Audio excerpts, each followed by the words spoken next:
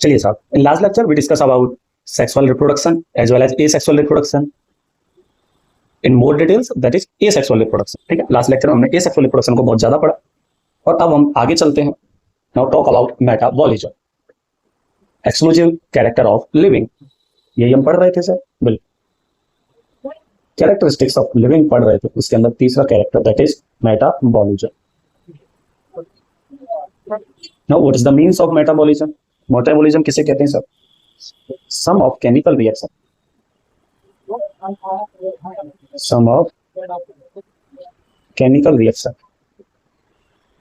occurring in our body.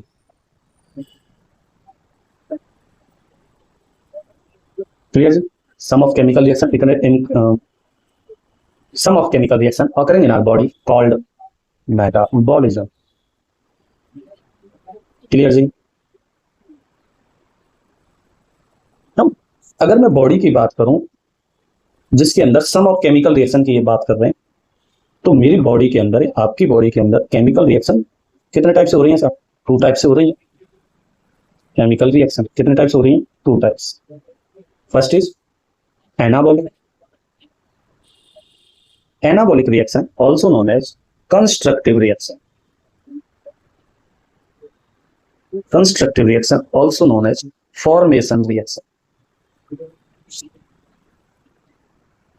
Clear जी? तो ये वो रिएक्शन है जो बनाने का काम करती है. एनाबॉलिक सर कैसे बनाना? देखिए sir, amino acid plus amino acid plus amino acid. Amino acids को जब मैं पेप्टाइड बॉन्ड के द्वारा जोड़ देता हूं, ये फॉर्म करते हैं सर प्रोटीन. किसको बनाते हैं? प्रोटीन. तो बन रहा है नहीं बन रहा प्रोटीन? बिल्कुल. Fatty acid plus glycerol, fatty acid plus glycerol, fatty acid plus glycerol, ये किसका फॉर्मेशन करेंगे सर? ये फैट का फॉर्मेशन कर. क्लियर जी? एनाबॉलिक रिएक्शन समझ में आया. Next catabolic reaction, second type of reaction that is catabolic reaction. Catabolic reaction also known as deconstructive reaction. और फॉर्मेशन है ब्रेकिंग रिएक्शन. क्लियर जी? या इन्हें मैं बोल सकता हूं तोड़ने वाली. सर ये तोड़ना कैसे? जैसे प्रोटीन बनाया, क्या बनाया? प्रोटीन. और प्रोटीन को कैटाबॉलिक रिएक्शन के द्वारा किस में ब्रेक कर दिया जाएगा? Amino acids. ये सब किस में ब्रेक हो गया? Amino acids and so on. ऐसे ये फैट को ब्रेक करेंगे सर किसके अंदर? Fatty acid plus glycerol, fatty acid plus glycerol and so on. तो आपके समझ में आया जो केमिकल रिएक्शन है उनका जो सम है वो मेटाबॉलिज्म है. और केमिकल रिएक्शन कितने टाइप से? 2 टाइप से. पहली anabolic and second is catabolic. ठीक है सर, हम पढ़ रहे हैं ये लिविंग का कैरेक्टर है या नहीं है. चलिए आगे चलते हैं. ऑल, चाहे वो प्लांट हो सर, एनिमल, या फिर वो आपके फंगस, या फिर होगा आपके वो माइक्रोब्स, सब के सब शो करते हैं सर. क्या शो करते हैं? Metabolism.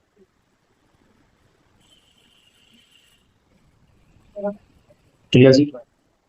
Next line, next point. All organism composed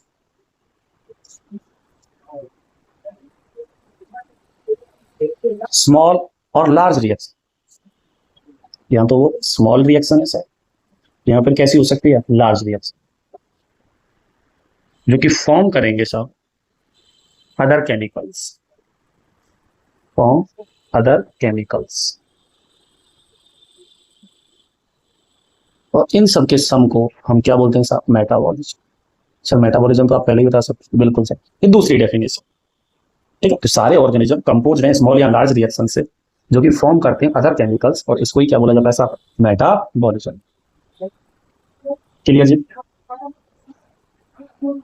और ये विदाउट एक्सेप्शन है सब, सबके अंदर आपको मेटाबॉलिज्म देखने को मिलता है.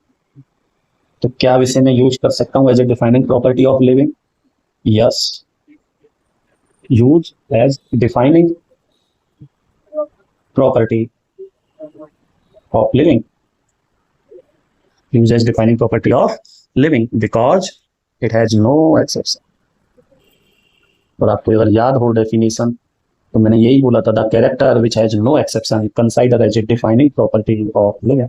इसका कोई भी अपवाद नहीं है, इसलिए मैं इसे लिविंग का कैरेक्टर मानूंगा। क्लियर? चलिए यहां से एक क्वेश्चन पूछा जाता है जो थोड़ा सा घुमावदार। उन्होंने बोला एक हमने टेस्ट ट्यूब ली, क्या ली हमने? Test tube. ये हमने एक टेस्ट ट्यूब, इस टेस्ट ट्यूब के अंदर मेटाबॉलिक रिएक्शंस चल रहे हैं और ये इजी है चलाना, आप जानते ही हो, हाइड्रोलाइटिक एंजाइम्स डालने सब्सटेंस के ऊपर, मेटाबॉलिक रिएक्शंस। तो ये जो मेटाबॉलिक रिएक्शन है, तो क्या ये टेस्ट ट्यूब जो है वो लिविंग हो गई है? क्या ये लिविंग थिंग्स हो गए या लिविंग ऑर्गेनिज्म हो गया क्या? इसका आंसर आता है सर नहीं, बिल्कुल भी नहीं। लेकिन क्या ये रिएक्शन लिविंग है? अगर आपसे पूछा क्या ये रिएक्शन लिविंग है, तो 100% बिल्कुल सही। रिएक्शंस जो है वो क्या है साहब? लिविंग है।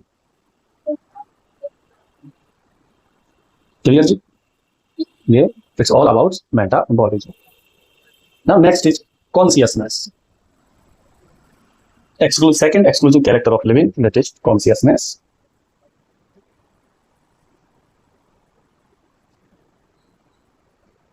Also known as homeostasis.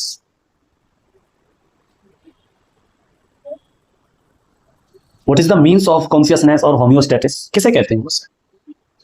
ये आंसर है sense and respond to environment stimuli या स्टिमुलस, और इसे ही मैं बोलूंगा कॉल्ड कॉन्शियसनेस। क्लियर जी? ऑल ऑर्गेनिज्म, तो सेंस एंड रेस्पॉन्ड, यानी कि कोई भी एक्सटर्नल जो स्टिमुलस आया है, एनवायरमेंटल हो या फिर मैन मेड हो, उसके अगेंस्ट जब आप सेंस करेंगे या रेस्पॉन्ड करेंगे तो उसे क्या बोला जाता है? कॉन्शियसनेस। आगे हम बात करते हैं ऑल ऑर्गेनिज्म, जितने भी ऑर्गेनिज्म इस अर्थ के ऊपर प्रेजेंट है, ऑल ऑर्गेनिज्म सो कॉन्शियसनेस। सारे के सारे ऑर्गेनिज्म क्या शो करते हैं साहब? कॉन्शियसनेस को शो करते हैं। क्लियर? ये फीचर बहुत ऑब्वियस है, मोस्ट ऑब्वियस, इतना ऑब्वियस है, इतना कॉमन है, बहुत ज्यादा।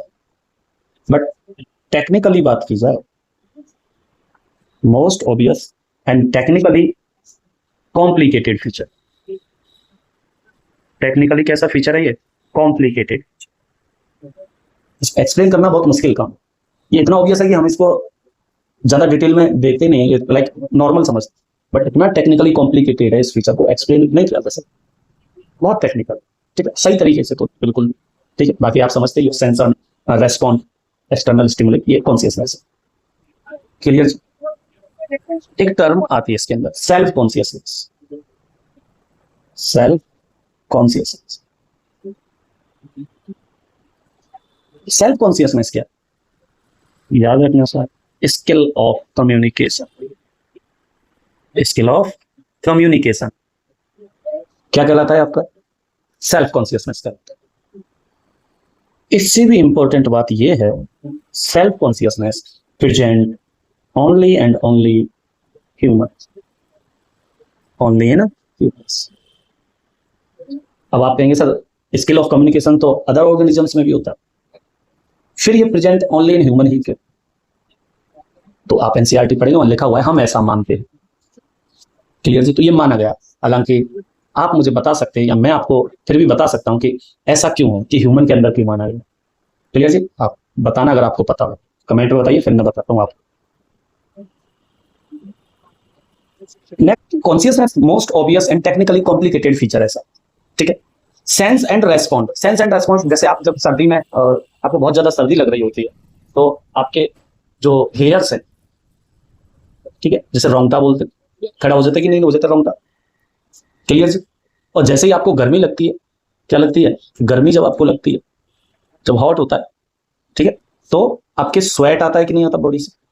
तो ये कॉन्शियसनेस है। क्या है ये, कॉन्शियसनेस, कि कब क्या जरूरी है, कैसा रेस्पॉन्ड देना है। It's all about consciousness. Clear ji. Now talk about next exclusive character of living, that is cellular organisation.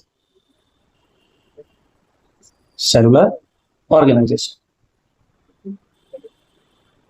और ये आप सबके सब जानते हैं सब, आपने बहुत अच्छे तरीके से पढ़ा है। Basic unit of life, fundamental unit of life, that is cell. अगर आपको लिविंग की बात करनी है तो मिनिमम से मिनिमम आपको एक सेल तो लेना ही पड़ेगा। Clear ji. आई होप आपके समझ में आया।